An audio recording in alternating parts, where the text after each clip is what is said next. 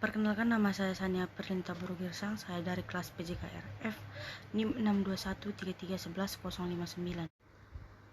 Di sini saya akan menjelaskan tentang problem based learning.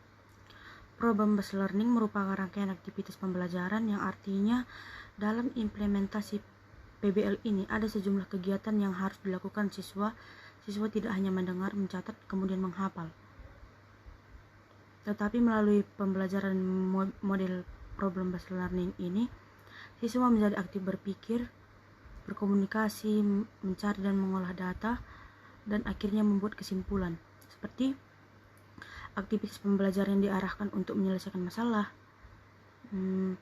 Problem based learning ini juga menempatkan masalah sebagai kata kunci dari proses pembelajaran. Artinya, tanpa masalah pembelajaran tidak akan mungkin bisa berlangsung. Pemecahan masalah menggunakan pendekatan berpikir secara ilmiah. PBL juga memiliki landasan. Landasan PBL itu perspektif, kognitif, dan konstruktivisme. Sedikit tentang perspektif, kognitif, dan konstruktivisme merupakan dasar pembelajaran berbasis masalah. Piaget mengemukakan bahwa seorang pelajar dapat terlibat aktif dalam memperoleh informasi dan membangun pengetahuan sendiri. Pengetahuan bersifat dinamis sehingga ketika seorang pelajar dihadapkan pada pengalaman baru, mereka dipaksa untuk membangun dan memodifikasi dari pengetahuan yang mereka alami sebelumnya. Piaget juga menyatakan bahwa pedagogi yang bagus melibatkan anak untuk bereksperimen,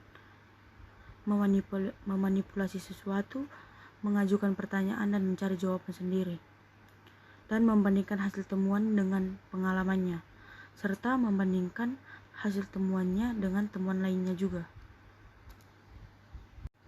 Adapun merencanakan PBL, yang pertama itu memutuskan sasaran dan tujuan, merancang situasi bermasalah yang tepat, dan mengorganisasikan dan merencanakan logistik. Adapun sintak problem based learning ini, yang pertama itu orientasi peserta didik pada masalah.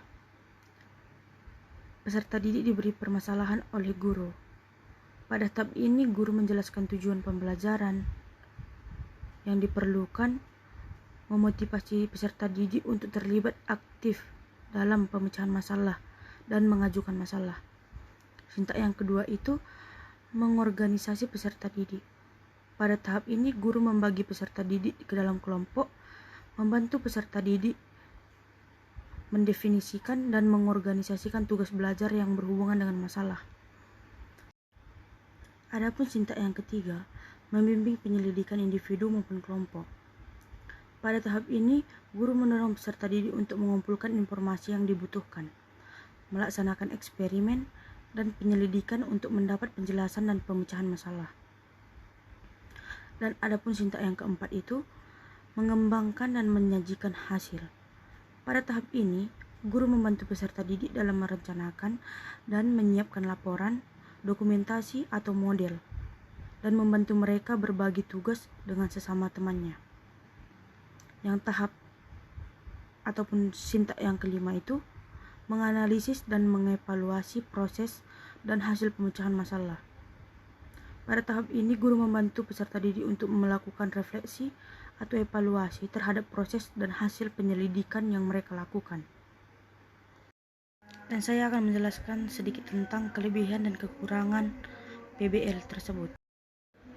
Kelebihan model problem based learning ini yaitu, yang pertama, pembelajaran berpusat pada peserta didik.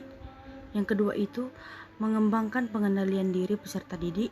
Yang ketiga itu memungkinkan peserta didik mempelajari peristiwa secara mendalam. Yang keempat itu mengembangkan keterampilan pemecahan masalah.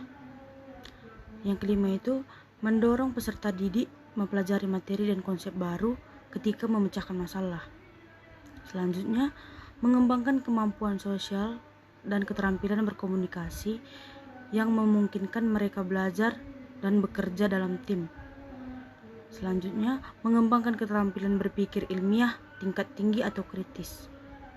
Mengintegrasikan teori dan praktik yang memungkinkan peserta didik menggabungkan pengetahuan lama dan pengetahuan baru.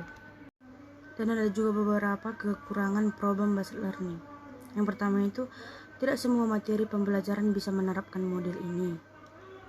Waktu yang dibutuhkan untuk menyelesaikan materi pembelajaran lebih lama. Yang ketiga itu, peserta didik yang belum terbiasa menganalisis suatu permasalahan biasanya enggan untuk mengerjakannya.